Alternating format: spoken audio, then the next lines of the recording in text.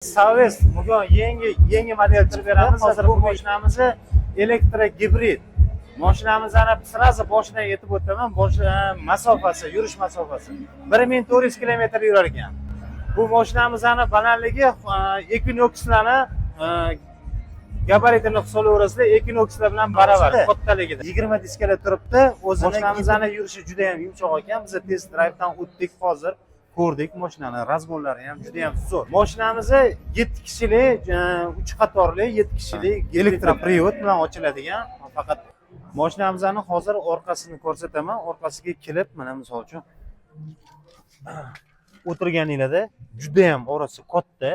Yana 3-qator riyadimiz ham bor. 3-riyad qatorimiz qo'lda ochiladi, lekin o'tda ham bemalol o'tiradi. Panorama lyuk, boshda ham lyuk ochiladi, ham panorama tom bilan jihozlangan ekan mashinamiz.